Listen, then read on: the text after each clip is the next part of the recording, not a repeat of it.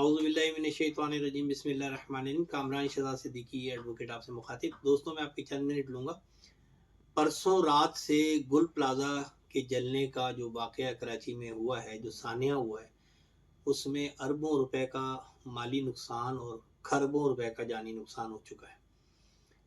अभी तक तकरीबन 7-8 अमवात सामने आई हैं, लेकिन बेशुमार अफराद अभी तक लापता हैं, जिनके बारे में भी कुछ नहीं कहा जा सकता कि वो जिंदा हैं या इस दुनिया से जा चुके हैं।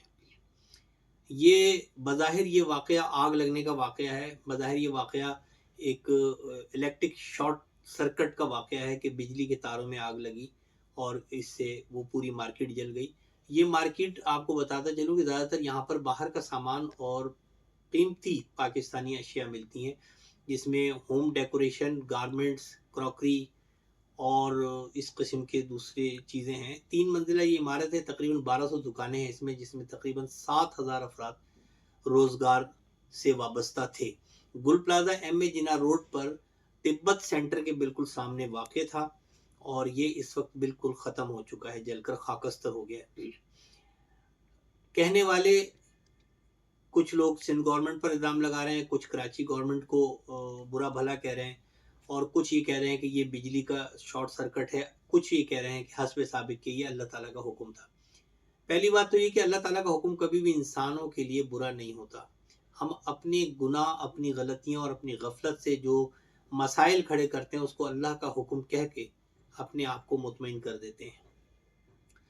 जनाब, प्रोविंशियल गवर्नमेंट की कुछ जिम्मेदारियां होती हैं, सिटी गवर्नमेंट की कुछ जिम्मेदारियां होती हैं। इसमें मैं आपको बताता चलूँ मोटी मोटी बातें कि एक रेस्क्यू डिपार्टमेंट होता है जो 1122 पर फौरी इतला करने पे रिस्पांस करता है और लोगों को रेस्क्यू करता है। इसी तरीके से सिंध बिल्डिंग कंट्रोल अथॉरिटी है, वो बिल्डिंग की पुख्तगी और बिल्डिंग की मियाद और उम्र के बारे में तयन करती है और हर कुछ सालों के बाद उसको जाके बिल्डिंग का सर्वे करना चाहिए। इसी तरह के इलेक्ट्रिक डिपार्टमेंट की जिम्मेदारी है कि वो बिजली के तारों का जो निज़ाम है उसको चेक करे। अगरचे उनकी जिम्मेदारी तो पीएमटी तक वो कहते हैं, लेकिन बहरहाल बस बार पे भी उनकी जिम्मेदारी होती है और बस बार जो है वो बिल्डिंग के अंदर एक इलेक्ट्रिक कंट्रोल रूम होता है जहाँ तक ये चीज़ें जाती हैं और इसकी जिम्मेदारी के इलेक्ट्रिक पर होती है। और फिर के इलेक्ट्रिक की ये भी जिम्मेदारी होती है कि वो उससे आगे की वायरिंग के बारे में यानी कॉशन देता रहे इलाके को, लोगों को और बिजली इस्तेमाल करने वालों को कि आपकी वायरिंग ठीक नहीं है। और उसके लिए ये नहीं है कि आप के इलेक्ट्रिक बोले कि जी हमने तो कहा था।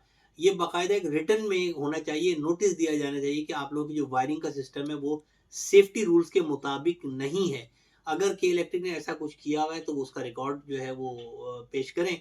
अगर सिंध बिल्डिंग कंट्रोल अथॉरिटी ने बिल्डिंग के एग्जिस्ट सिस्टम को और बिल्डिंग की एमरजेंसी एग्जिस्ट सिस्टम पर कोई सर्वे किया हुआ है और उसकी कोई फाइल मौजूद है तो वो रिकॉर्ड पर लेके आए कि किस तरीके से उन्होंने हिफाजती इंतजाम को जो है वो सिक्योर किया था। इसी तरीके से रेस्क्यू डिपार्टमेंट, इसी तरीके से जो विजिलेंस डिपार्टमेंट होता है गवर्नमेंट का, चाहे वो सिटी गवर्नमेंट हो चाहे वो प्रोविंशियल गवर्नमेंट हो, उसका भी ये फर्ज है कि वो वक्तन फवक्तन इमारतों को, मार्केटों को सर्वे करे और तहफ़्फ़ुज़ के एहसास को बढ़ाए।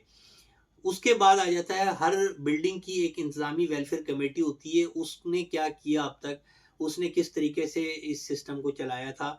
और फिर इसी तरह आपका फायर ब्रिगेड सिस्टम है, इसी तरह आपका जो एमरजेंसी के मौक़ों पर police control system, traffic control system, ये इदारे इन लोगों ने किस तरह परफॉर्म किया, दिस इज़ द क्वेश्चन। और हम लोग क्या करते हैं कि हम सिर्फ बातें करके 4 दिन और रो पिट के हम बैठ जाते हैं। मेरा ख्याल है कि अब ये वक्त आ गया है कि हर गाफिल को उसके अंजाम तक पहुंचाया जाए। तो मैं ये समझता हूँ कि ये एक एक नेग्लिजेंस का एक बहुत बड़ा एक ये केस है, जिसमें गवर्नमेंट ऑफ सिंध की नेग्लिजेंस, इसमें कराची गवर्नमेंट की नेग्लिजेंस, इसमें के इलेक्ट्रिक की नेग्लिजेंस, इसमें रेस्क्यू डिपार्टमेंट्स की नेग्लिजेंस, इसमें जो उस बिल्डिंग की वेलफेयर एसोसिएशन है उसकी नेग्लिजेंस, और फिर उसके बाद इंडिविजुअल लोगों की नेग्लिजेंस कि किस तरह लोग छोटे छोटे एग्जिस्टेंस के रास्तों पर दुकानें और स्टॉल बना के सिस्टम को बिल्कुल ब्लॉक कर देते हैं कि इमरजेंसी के वक्त आदमी निकल ना सके।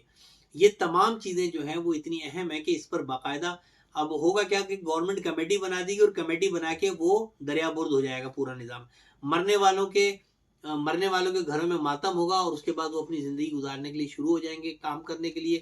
اسی طریقے سے ادارے چند دن جو ہے وہ اظہار غم کر کے خاموش ہو جائیں گے اور پھر کرپشن میں ملوث ہو جائیں گے. اسی طرح ہمارا میڈیا چند دن ان خبروں کو بیچ کر خوب پیسے کمائے گا اور اس کے بعد بھول جائے گا کہ ایسا کوئی واقعہ ہوا ہے. اب ضرورت اس بات کی ہے کہ ہم اس پر باقاعدہ سٹینڈ لیں. اس پہ ہم لوگ ایک کمیٹی بنائیں اور اس پہ human rights commission of Pakistan کا جو کراچی ڈویژن ہے وہ ایکشن لے. اس پہ باقاعدہ ایک انویسٹیگیٹنگ اپنی ٹیم بنائے اور انویسٹیگیٹ کرے کہ کن کن لوگوں کی غفلت اس میں شامل ہے. اس کے بعد ہر جانے کا دعویٰ کیا جائے, damages negligence and professional negligence and damages کا کیس فائل کیا جائے.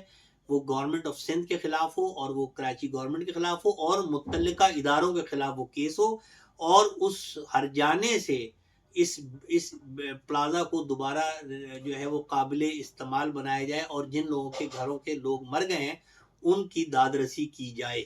یہ تمام چیزیں بہت ضروری ہیں. اس پر ہم مزید ویڈیوز کریں گے, لیکن فی الحال وقت ہے کہ اس بات کو زیادہ سے زیادہ لوگوں تک پہنچائیں تاکہ ہر گھر میں یہ آواز پہنچے اور پورا کراچی مل کر اس احتجاج میں شامل ہو اور یہ آواز اٹھائے کہ جو لوگ غافل ہیں ان کو کیفر کردار تک پہنچایا جائے. مجھے امید ہے کہ آپ کو میری یہ ویڈیو پسند آئے گی. اس کو زیادہ سے زیادہ لوگوں سے شیئر کریں, کامنٹ دے کے ہمیں اپنی رائے کا اظہار کریں اور میرے اس چینل کو فالو کریں. بہت شکریہ.